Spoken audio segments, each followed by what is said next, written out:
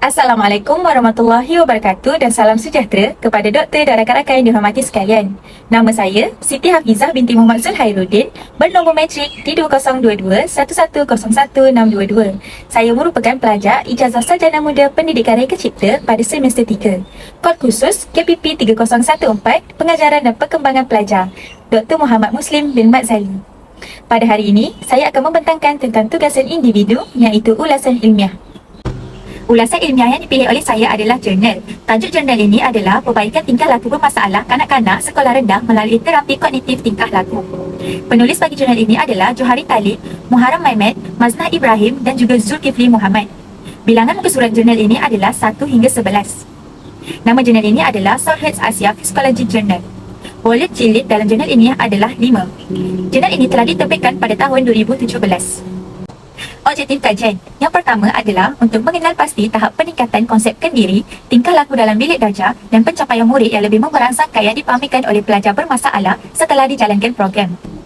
Yang kedua adalah untuk menolak tangkapan pentadbir sekolah yang mempercayai bahawa golongan murid yang mendapat pencapaian sederhana dan kurang baik boleh mencacatkan reputasi keputusan peperiksaan ujian penilaian sekolah rendah, iaitu UPSR. Yang ketiga adalah untuk mengkaji mata pelajaran yang terpilih sahaja, iaitu bacaan, matematik dan bahasa Melayu.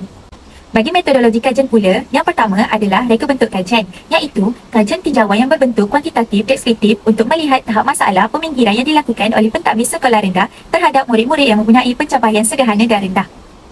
Yang kedua adalah populasi ataupun sampel, iaitu pengkaji telah memilih populasi kajian daripada 50 orang responden Melayu yang terdiri daripada murid terpinggir yang telah diberi perhatian selama lebih kurang 3 bulan.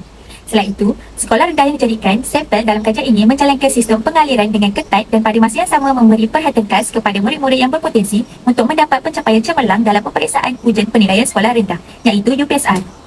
Dan yang ketiga adalah instrumen kajian, iaitu instrumen kajian yang digunakan oleh pengkaji adalah melalui kaedah bimbingan kerja rumah, kaunseling individu, kaunseling kelompok, terapi muzik dan lukisan serta mengikuti camp motivasi pada hujung minggu.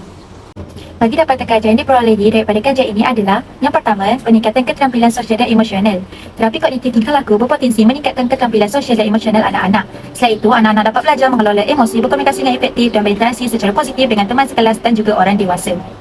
Yang kedua, reduksi tingkah laku bermasalah, iaitu kajian sering menunjukkan penurunan tingkah laku bermasalah seperti agresif, desakan emosional atau perhatian yang kurang sebagai respon terhadap intervensi terapi kognitif tingkah laku. Selain itu, penerapan teknik-teknik tingkah laku dapat mengarah pada perubahan positif dalam interaksi anak dengan lingkungan sekitarnya. Yang ketiga adalah peningkatan kemandirian, iaitu intervensi kognitif dapat membantu anak-anak sekolah rendah mengembangkan kemandirian dan tanggungjawab terhadap tugas-tugas seharian. Selain itu, pemahaman diri yang lebih baik dan peningkatan kemampuan pemecahan masalah dapat mendukung pertumbuhan ini. Yang keempat, keterlibatan ibu bapa dan guru, iaitu hasil kajian mungkin menyoroti pentingnya keterlibatan orang tua dan guru dalam mendukung efektuasi terapi. Selain itu, kolaborasi yang baik antara orang tua, guru dan terapis dapat memberikan dukungan konsisten dan menyeluruh bagi anak-anak. Bagi kepentingan yang dapat diperolehi daripada kajian ini adalah yang pertama, kajian ini telah membuktikan kebolehan pendekatan terapi kognitif tingkah laku yang digunakan untuk meningkatkan nilai diri dan menambah baik potensi positif dalam diri setiap responden. Yang kedua, kajian ini juga bertepatan dari sudut definisi pembelajaran yang ditakdirkan dengan proses yang melibatkan perubahan tingkah laku. Yang ketiga, semua aspek tingkah laku yang diukur telah menghasilkan penambahbaikan yang berbentuk positif meskipun perubahan tersebut hanya berlaku dalam jumlah yang kecil. Namun situasi tersebut menunjukkan bahawa kanak-kanak yang normal masih boleh bergerak maju ke hadapan dengan lebih baik sekiranya mereka diberikan harapan, dorongan dan sokongan oleh ibu bapa, guru dan persekitaran yang mampu mengawal aktiviti mereka. Yang keempat, gaya keibubapaan juga telah menunjukkan peningkatan yang positif, iaitu ibu bapa semakin kurang bersifat autokratif dan permisif terhadap anak-anak. Yang kelima, para ibu bapa mula menunjukkan perubahan sikap dan mula mengukur rasa kasih sayang dalam diri mereka. Mereka juga lebih banyak memberikan perhatian kepada aktiviti harian anak-anak supaya anak-anak mereka rasa tidak diabaikan. Bagi implikasi kajian yang dapat diperolehi daripada kajian ini adalah yang pertama, kaum responden yang dipilih hanya berketurunan Melayu. Tidak dinafikan kebanyakan permasalahan yang berlaku di sekolah didominasi oleh pelajar kaum Melayu. Akan tetapi, penulis haruslah bersikap adil dalam menjalankan kajian ke atas kaum yang lain juga supaya stereotip yang mengatakan pelajar kaum Melayu adalah teruk dapat diubah. Yang kedua, penulis juga menyatakan tentang pelibatan responden kajian melibatkan lebih daripada 50 orang murid. Akan tetapi disebabkan faktor kos program yang ditanggung telah dihadkan serta kemampuan guru dan kaunselor untuk membuat pemantauan, jadi mereka menetapkan jumlah responden hanyalah 50 orang pelajar sahaja. Baiklah, kita telah sampai ke penghujungnya. Secara keseluruhannya, saya dapat simpulkan bahawa kajian ini berjaya mengetengahkan keberkesanan dan kelebihan pendekatan terapi kognitif tingkah laku dalam tempoh 3 bulan eksperimen yang dijalankan.